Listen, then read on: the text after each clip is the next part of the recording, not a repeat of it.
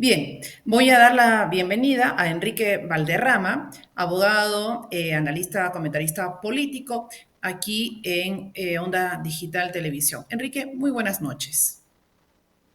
Muy buenas noches, estimada Milagros, encantado de estar en tu espacio y un saludo a toda tu audiencia a tu disposición. ¿Cuál es el impacto de elección? El perfil, un militar, pero además alguien que ha llegado a un nivel máximo en la carrera militar que todo integrante de las Fuerzas Armadas desea llegar. Y bueno, vamos a agregar, digo ese bueno no como una cosa menor, justamente hoy día, cuando todos recordamos que como hoy fue capturado el líder de esta secta, banda terrorista, delincuencial, político, delincuencial, Abimael Guzmán. Bueno, hay una lectura en realidad múltiple respecto a lo que ha pasado el día de hoy en el Parlamento de la República. Primero la de una atomización que ya borda el paroxismo, 6 candidatos, una segunda vuelta creo que bastante definida por las abstenciones y los votos en blanco que han habido también. Y debemos decir algunas cosas de inicio. En principio, es importante señalar que es el primer presidente de esta etapa que procede de una bancada que ha estado abiertamente a favor de la vacancia del señor Castillo. Creo que es un punto importante a decirlo. Tanto Mari Carmen Alba, quien tenía la bancada de Acción Popular prácticamente convertida en una guardería, inundada por los niños y con Acción Popular de manera institucional casi navegando en la indefinición, como hoy día, por ejemplo, que no colaboró mayoritariamente a la construcción de la unidad de la oposición desde el inicio, por ejemplo. O como Lady Camones, quien duró muy poco, pero evidentemente respondía a los intereses de la bancada de César Acuña, de Alianza por el Progreso. Es verdad que tenía un pasado fujimorista, pero fundamentalmente respondía sin duda a los intereses colectivos de Acuña y a sus beneficios personalísimos también, por lo menos eso era lo que le requerían. Y evidentemente sabemos que la actitud de Acuña ha sido bastante sinuosa en todo este proceso. Por lo tanto, no eran garantía de que desde la máxima autoridad del Parlamento se orientaran las cosas hacia viabilizar una agenda institucional en el marco de la salida de Pedro Castillo, una cuestión que me parece trascendental. Por lo tanto, lo primero que hay que decir es eso, proviene de una bancada como Avanza País y de una posición personal a favor de la vacancia de Pedro Castillo de manera clara e indubitable. En segundo lugar, lo has mencionado tú, el perfil de un militar que ha llegado a la posición más alta de la carrera, ha sido jefe del comando conjunto. Creo que es sin duda también una persona que no se ha mostrado, por lo menos en la vida pública, no se ha conocido, que tenga algún tipo de denuncias, algún tipo de tachas. Creo que desde ese punto de vista es interesante y novedoso también su perfil. No recuerdo otro miembro de las, ex miembro de las Fuerzas Armadas, en todo caso, que haya presidido el Congreso de la República en los últimos tiempos. Creo que eso sin duda también cambia un poco el escenario. Lo que sí tengo que decir es que para la reflexión, la agonía de la consecución de estos 67 votos me lleva a pensar también que la obtención de 87 votos para la vacancia presidencial del señor Castillo, que es una de las alternativas para su cese de funciones, va a ser sin duda muy, muy complicado, tal y como están las cosas hoy día en el Congreso de la República. Por lo tanto, creo que el señor Williams va a tener que replantear la estrategia unitaria de la oposición hacia una perspectiva en la cual en el corto y mediano plazo, con pasos más inteligentes, se pueda acercar al objetivo que hoy día parece muy esquivo, ¿no? Hay que considerar lo siguiente, ¿no? Los militares tienen una formación muy distinta en características a lo que se usa en la sociedad civil. Es decir, eh, no vamos a, digamos, a llevarlo hacia una expresión, digamos, vertical, recibiendo órdenes, porque además este señor tiene una, ha llegado, tiene otro tipo de estudios. y su comunicación se integra mucho a la sociedad civil, ¿no es verdad? Si no le dijeran a nadie, ¿no? Que este señor es el presidente del Congreso de la República y nadie digamos, nadie cuenta que él procede de la vida militar, realmente nadie podría hacer una referencia a ese perfil, que no es lo mismo que otros militares que están en el Congreso de la República, ¿no? Él, sin embargo, en su discurso, Enrique, ha tenido, y eso es importante escuchar, ¿no? Porque ya te da un indicio de cómo sí tiene tal vez un manejo político, o lo ha aprendido, o él lo ha aprendido, digo, en la práctica, o él ya ha tenido ciertas características, porque él saluda a la presidenta del Congreso anterior. ¿Has tenido oportunidad de observar eso? Es un detalle. Sí, por supuesto, pero evidentemente lo que sucede es que si ha llegado con los votos de esa bancada, lo mínimo que políticamente ha hecho Políticamente. es evidentemente devolverle el gesto. No es una maniobra tan compleja, no significa que sea una persona extremadamente ducha en política, pero sí Ujú. nota de verdad que es una persona que por lo menos está en capacidad de ser receptivo a determinados consejos. Yo sinceramente creo que son No tienes necesarios mucha los esperanza, votos. ¿no? No digo eso, digo que hay que ser realistas respecto a lo difícil que ha sido conseguir 67 votos y luego construir Ujú. la posibilidad de los 87. Además, ten en cuenta algo, gran parte de la diferencia ha sido, no la victoria, porque no han votado a favor de él tampoco, pero de la diferencia más o menos marcada que ha podido haber respecto al contendor, ha sido por la abstención de los votos de Perú Libre, del sector que maneja Vladimir Cerrón. Por lo tanto, lo que tenemos aquí es el empoderamiento respecto a la posibilidad de un escenario de vacancia de Vladimir Cerrón en una suerte de necesidad mutua con Pedro Castillo, sacando un poco del medio a la figura de Acuña, que por ahora es prescindible para este esquema, por lo menos de mantener únicamente el poder. Por eso digo, hay que mirarlo todo en perspectiva. Es mucho mejor que Correcto. Williams haya salido electo a que haya sido Aragón, por supuesto. ¿Es Williams una persona que aparentemente es intachable y honesta? Yo creo que sí, creo que tiene una trayectoria limpia, creo que es bueno que proceda de una bancada que ha estado abiertamente a favor de la vacancia, pero esto no significa que vamos a lograr la remoción o la destitución de Pedro Castillo el día de mañana. Lo que digo es que es No, un claro. proceso a construir y que la estrategia tiene que ser distinta. Eso es lo que pienso. Correcto. Naturalmente.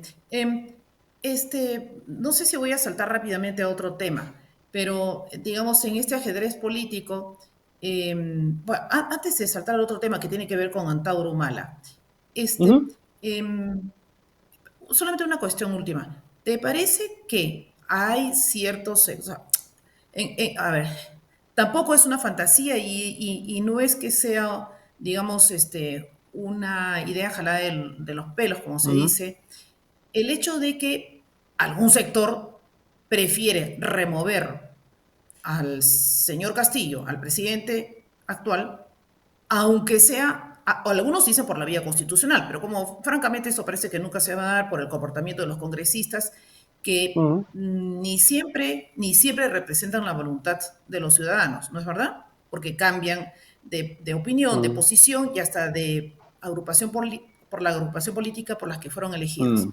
Siendo así, hay un sector que prefiere remover al presidente aún con ayuda militar. ¿Lo ves lejos?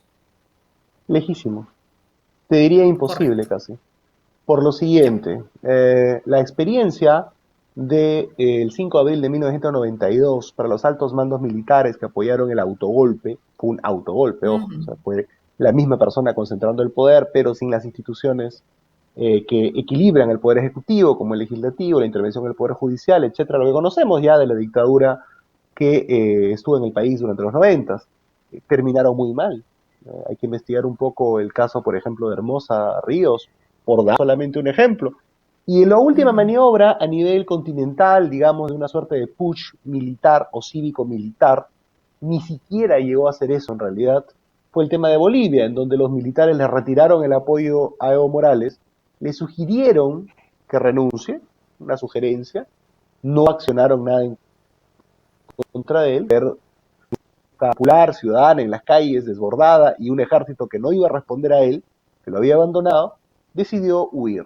Asumió la presidenta del Congreso y evidentemente ya sabemos lo que pasó después. La presidenta del Congreso, que asumió la presidencia de la República, está encarcelada y los militares que Ujú. desobedecieron en todo caso a Morales también lo están. Creo que hay mucho miedo de parte del sector militar de asumir una posición como esa, que además, desde mi punto de vista, no sería constitucional y no sería correcto tampoco. Creo que la democracia Correcto. es el arte de ganarle a los autoritarismos y a las mafias, que en efecto representa la figura degradada e inmoral de Pedro Castillo, quien debe salir del poder. La democracia tiene que tener la habilidad de vencerlo y de removerlo sin utilizar armas vedadas. En eso creo que los demócratas tenemos que estar de acuerdo.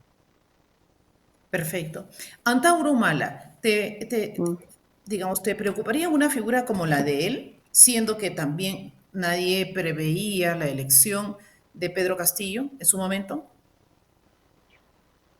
Me preocupa en el sentido de seguir sembrando una perspectiva y un sentimiento de revancha, una división entre peruanos que creo que no abona a construir una patria en efecto de libertades y de justicia social que se supone que él también pregona.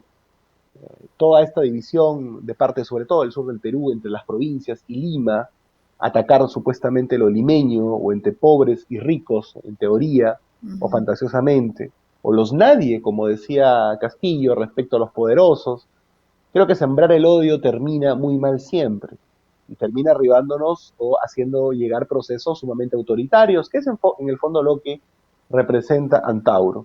Me voy a preocupar realmente si es que el Congreso de la República o si se ensaya una interpretación por la cual legalmente se le permita postular. Me parece que hasta hoy ese escenario no está puesto de tal forma. Por lo tanto, tiene cerrada la vía electoral en principio. Pero con este Congreso, que se ha comportado de manera cómplice con Castillo en muchos escenarios, uno nunca sabe lo que pueda pasar realmente. Pero en principio te diría, me preocupa sí que siembre el odio en el centro y sur del Perú contra Lima, que no tenga un discurso real, solamente tenga un discurso demagógico, evidentemente ante la carencia de política de parte de un sector de centro hacia la derecha que no es capaz de representar la agenda social, y evidentemente eso podría significar un avance de su propuesta más allá de una candidatura, podría empoderar a algún otro candidato, aunque sabemos que en el Perú, como en otras partes del mundo, pero fundamentalmente en el Perú por el caudillismo, la política es antropocéntrica y evidentemente al no ser el candidato, esa opción terminaría un poco más diluida. En ese sentido, yo saludo el retorno o el inicio del proceso de retorno a la vida electoral política del APRA, que es un partido del centro izquierda popular, que creo que son las opciones que el día de hoy podrían generar de una u otra manera una resistencia, tanto frente a la izquierda radical como frente al statu quo, ¿no? Claro. Antes de hablar del ingreso del partido aprista al escenario electoral, solamente para terminar, sucede que Pedro Castillo se ha encargado muy bien y difícilmente creo, tú ahí nos irás, va a poder ser remontado esta fisura que ha creado, porque si bien es cierto, no hemos logrado, aún digamos en épocas económicas mejores, no vamos a decir de bonanza, pero sí mejores, eh, aún cuando no llegamos a cerrar esa brecha, sí a disminuir, pero no a cerrar esa brecha, sin embargo, Castillo se ha encargado muy bien de, digamos, rasgar sobre la herida y ya está hecho.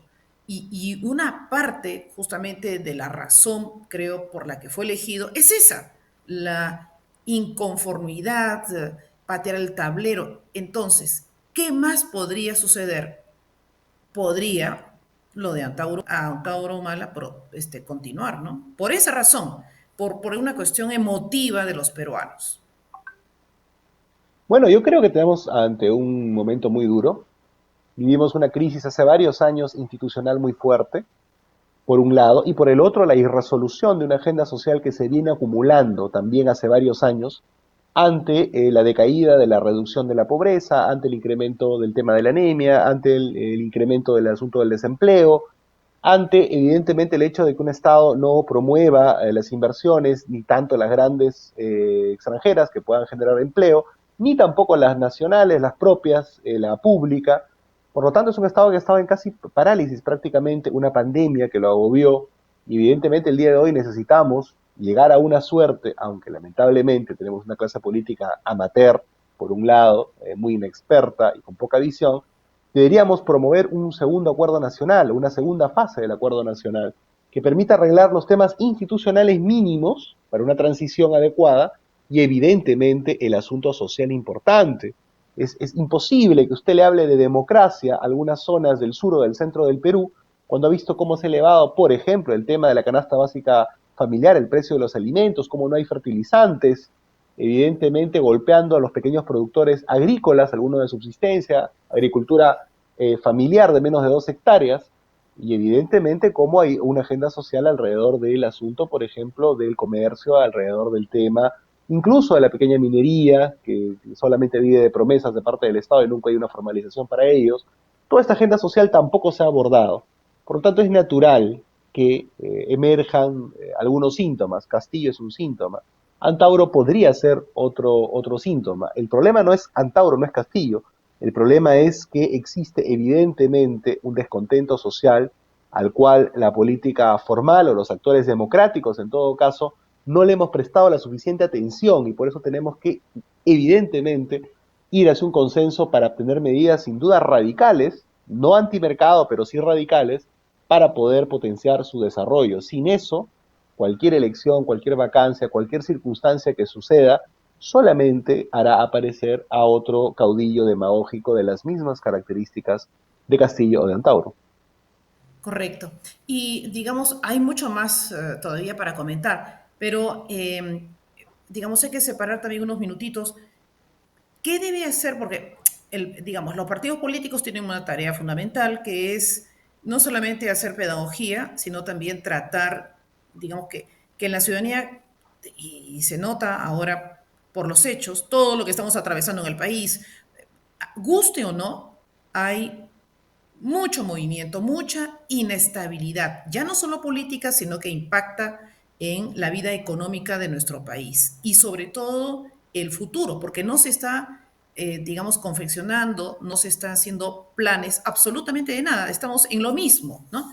Estamos en la cosa menuda doméstica y no salimos y no salimos.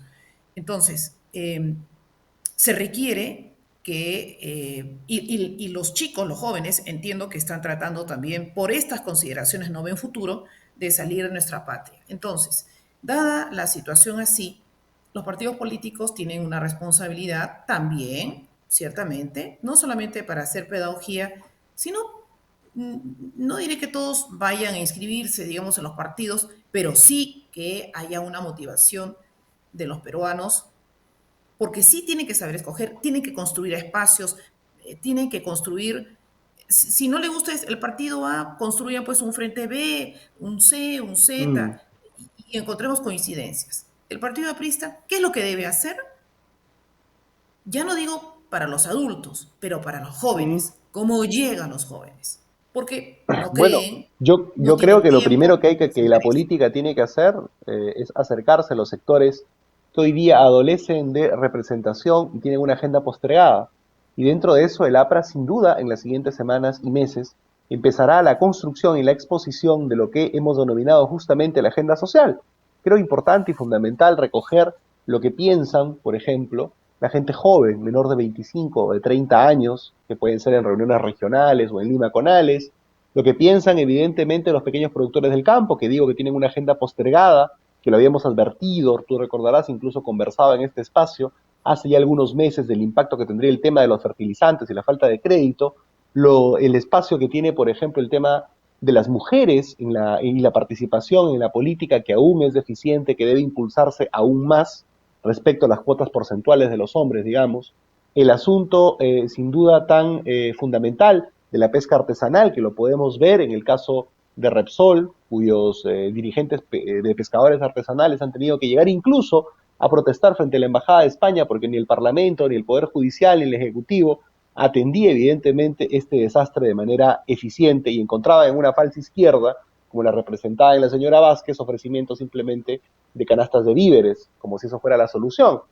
Hay una agenda sin duda importante, el magisterio, por ejemplo, que ha sido prácticamente engañado por Castillo respecto a algunas reivindicaciones, algunas posibles, algunas no tan posibles, pero ofertadas en la contienda electoral, tiene que ser escuchado y tenemos nosotros con nuestros técnicos y nuestros activistas también construir junto a la gente una propuesta mucho más horizontal y, como digo yo, de un cambio evidentemente más potente que nos diferencie de las opciones que quieren permanecer en el statu quo y obviamente las opciones que quieren incendiarlo todo supuestamente para reconstruir la patria, pero solamente creando dolor y pobreza en el camino.